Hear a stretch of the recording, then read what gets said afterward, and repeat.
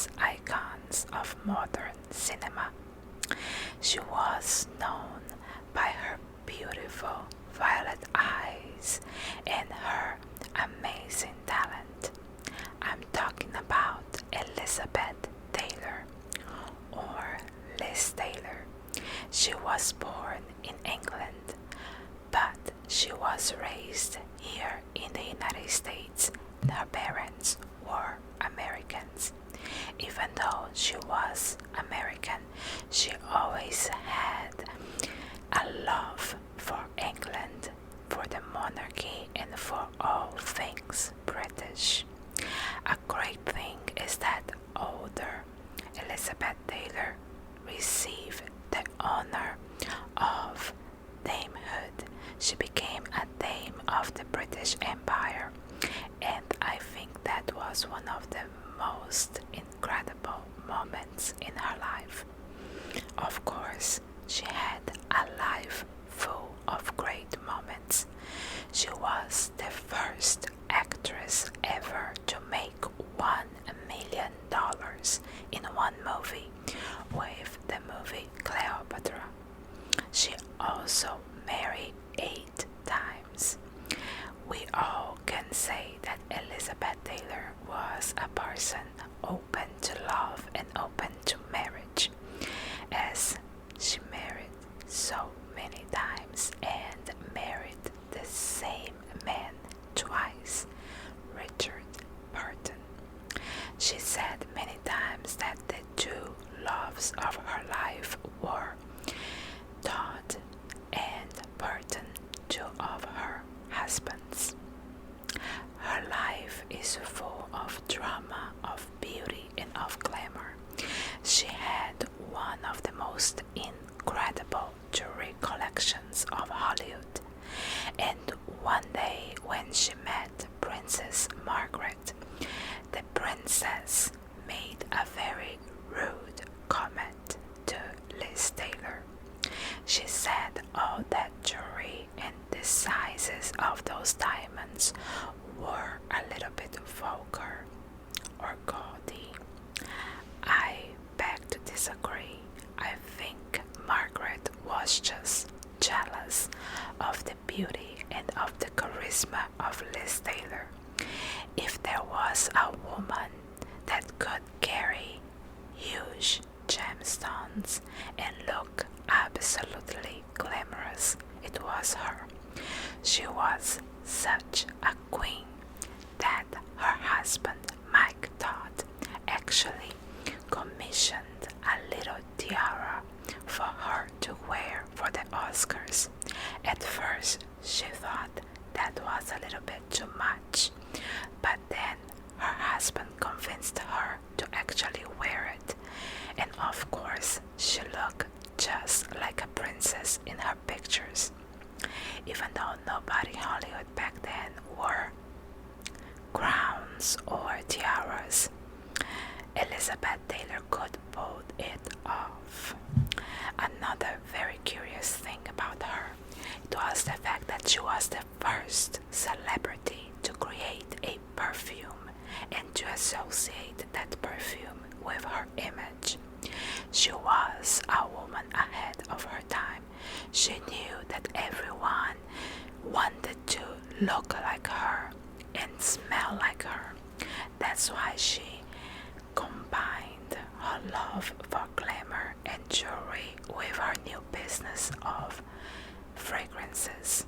There are many Elizabeth Taylor fragrances available today, but my very favorite one is not named after a piece of jewelry. It is Elizabeth Taylor Gardenia.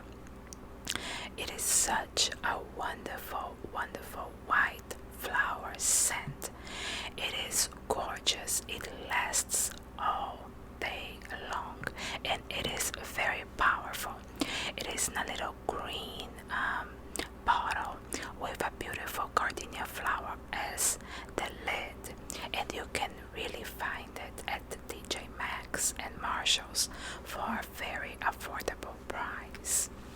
I think we all really wanted to look like Liz Taylor, but but it was very hard, especially because one of her main features, her beautiful long, faux and thick lashes, were caused by a genetic defect.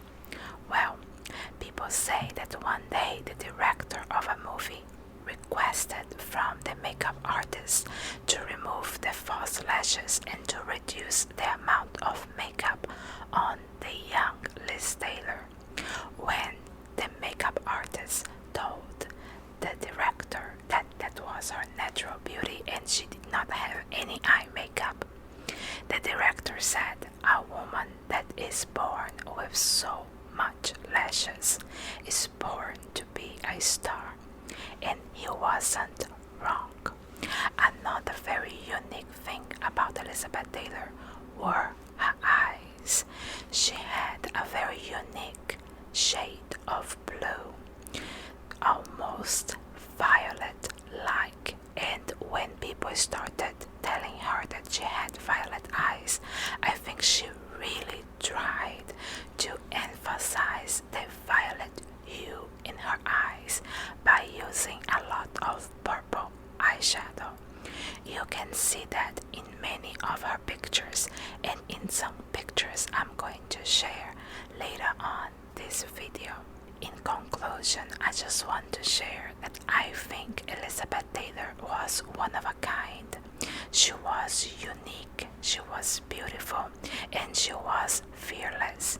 She never cared very much about what other people said about her. When she was in the midst of a scandal with Eddie Fisher, she confessed to everybody that she had indeed an affair with Eddie Fisher when he was still married to Debbie. And when people questioned why she would do that and destroy a happy marriage, especially when Debbie was sick, she said, well, that wasn't a happy marriage. They never loved each other, and you cannot destroy a happy marriage. Well, you can disagree with the moral stances of Miss Taylor, but you must admit that it would be hard to resist such a beautiful woman. Her first wedding with the Hilton heir, it was completely paid by the studios, even though he was a heir of a huge hotel chain and she was a star at the time, but they received everything for free. Unfortunately, her first marriage really ended fast. So, one of the things I like the most about Liz Taylor is her jewelry and her taste in jewelry and the fact that she wore a lot of it. It's amazing how much jewelry she would pack on with her outfits. Maybe that's why Princess Margaret criticized her a little bit, but I must confess, I love it. I love people that can just wear what they like and enjoy their look regardless of what people are going to say.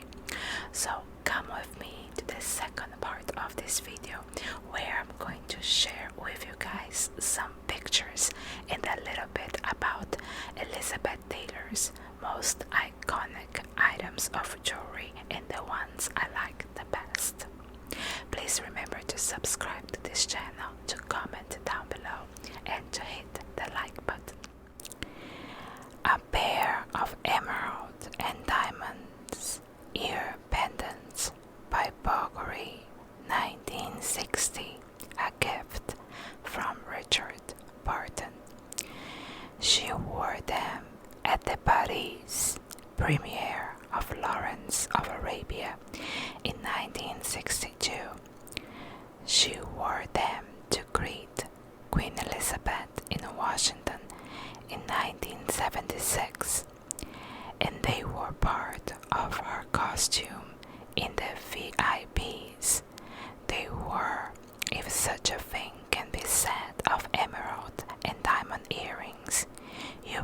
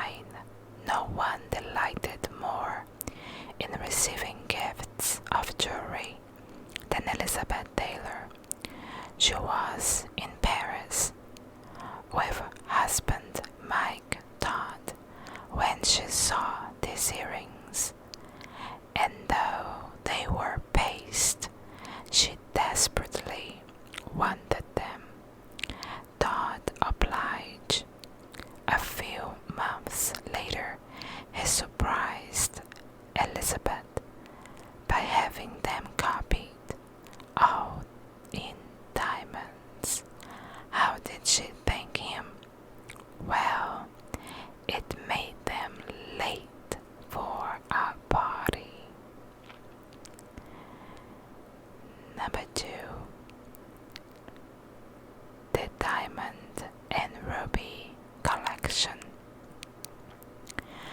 Producer Mike Todd was a smitten new husband when he gifted his pregnant wife with a suite of Cartier diamond and Burmese ruby jewelry. The setting was Cape Ferrat's Villa Fiorentina, where the Todds were vacationing with Evie and Van Johnson. Elizabeth happened to be swimming when Todd joined her in the pool, jewels in hand. She kissed him, he hugged her, and Evie Johnson, an amateur shutterbug, recorded the bubble-filled moment for posterity. Her beautiful emerald collection. Here you can see one of her beautiful emerald brooches. This floral arrangement was a gift from Richard Burton that also gifted her another brooch with an emerald cut fine emerald centerpiece that she also wears in this picture. A beautiful necklace with matching bracelet and a gorgeous ring. Once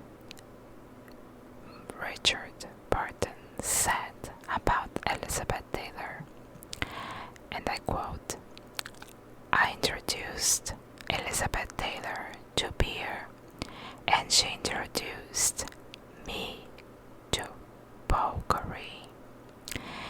The beautiful emerald ring gift from Richard Burton also has a very nice story. They sizzled on screen as Antony and Cleopatra, and off screen they were the scourges of the Vatican, but that didn't stop them from some serious shopping at Bulgari, which included the beautiful ring.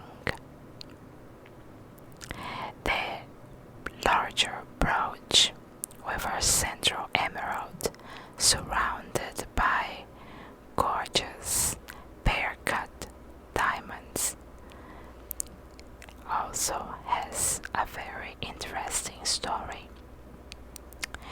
This brooch never met a dress it did not fancy, whether it was as part of an over-the-top costume for a safe Venice ball or on a yellow chiffon dress when she and Burton married in Montreal in 1964.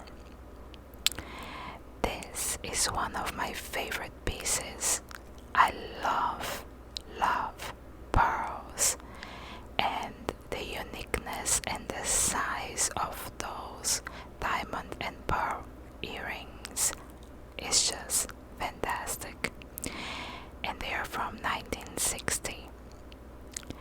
Elizabeth Taylor had been previously overlooked by the Academy for her heart-rending portrayal of Maggie in Cat on a wrought tin roof. So she was bemused, sort of, when awarded her first Oscar as Best Actress in 1959's Butterfield 8, managing only a breathy "thank you." She still wowed her colleagues while wearing those gorgeous rosé earrings. The Night of the Iguana Brooch by Tiffany & Co. 1964. A gift from Richard Barton. Elizabeth stayed with Barton in Puerto Vallarta, where he was starring in John Huston's Night of the Iguana. They were famously in love, and to commemorate that time, and for the film's opening, Barton gave Elizabeth this bejeweled brooch, a coral and diamond bangle bracelet by David Webb. Elizabeth Taylor and David Webb were both at the height of their fame when the actress purchased the bracelet from the jeweler, who had already received a Cody Award for his animal jewelry. When Elizabeth and Richard Barton gave a press conference in New York for the premiere of Dr. Faustus, Elizabeth was decked out in web, a coral and white enamel Maltese cross, a coral ring, and of course the carved lion bracelet. The granny necklace by Van Cleef and Arpels, 1971, a gift from Richard Barton. She was a child bride at 18 in her short-lived marriage number 1 to Nicky Hilton, and a grandmother at the age of 38. Barton saw fit to honor the occasion with this gold and diamond set, which made Elizabeth's heart start clicking like a castanet. La Peregrina, a natural pearl necklace with cultured pearls, diamonds, and rubies from the 16th century, a gift from Richard Barton. The most perfect pearl in the world. Before it landed in Elizabeth Taylor's famous décolletage, scholars had debated the history of this 16th century pear-shaped pearl for centuries. A slave found it in the waters of the Gulf of Panama, whereupon it was turned over to the Spanish crown. Political marriages kept the pretty pearl in play, so to speak, and it was variously owned by Mary Tudor of England and the Bonapartes of France.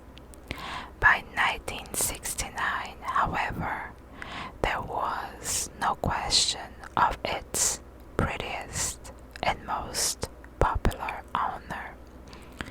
Befitting its long and royal pedigree, Elizabeth commissioned Cartier to make this spectacular mounting. The Taj Mahal, a ruby and gold chain by Cartier, 1972, a gift from Richard Barton. It was a hell of romantic 14th birthday gift.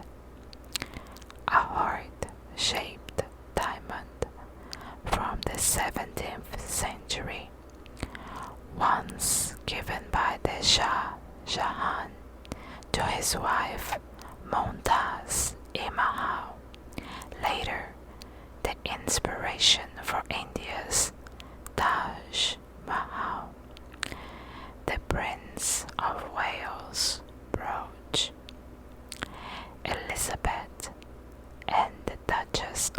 sponsor were old friends, going back to the days when the Burtons would visit the Duke and the Duchess when they were both in Paris.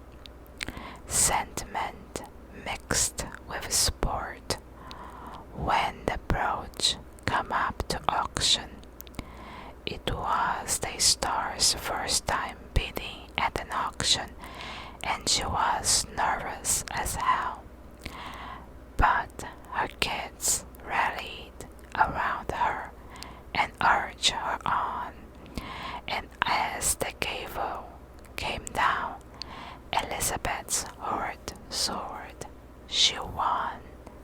Later on, she would say that this was the first expensive jewelry gift she had to buy for herself.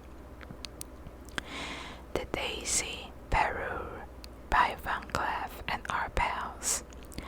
As the recipient of the Jean Hersholt Humanitarian Award at the 65th Annual Academy Awards in 1993, the self-proclaimed rowdy AIDS activist borrowed this Marguerite Daisy suite from Van Cleef and Arpels to wear, and then she did what came naturally to her. She bought it. The Dame Ear Pendants by Van Cleef and Arpels. Elizabeth once said, "First abroad, now a dame." For Elizabeth was an English-born, though mostly American-raised. Being a dame was an honor of the highest degree, even if she did lean on fellow honoree Julie Andrews to remind her when to curtsy and other matters of protocol. Elizabeth later gushed, "First abroad, and now a dame." A cultured evening bag with diamonds, rubies, and cultured pearls. A gift from Michael Jackson. We exchanged elephants. Media titillations aside, Michael Jackson and Elizabeth Taylor truly were the closest of friends, each having found that their early showbiz careers deprived them of a normal childhood. What they also shared was an abiding affection for animals. Jackson gave Elizabeth masses of jewelry over the years, but nothing came close to the adorable quotient of this little titanium elephant purse, which Jackson gave her as a birthday present when they were at the Las Vegas Bellagio. Repayment from Elizabeth was merely in kind, a real elephant for Jackson's Neverland Ranch. The Elizabeth Taylor diamond, a gift from Richard Burton. This sparkler, formerly known to the world as the Crop Diamond, had only one name around the Taylor household, "My baby." But oh, what a doll, whose incomparable measurements are 33.19 carats and the flawless. The proud owner liked nothing better than to gently prod others to try on and see all the colors of the rainbow. I hope this little video has relaxed you.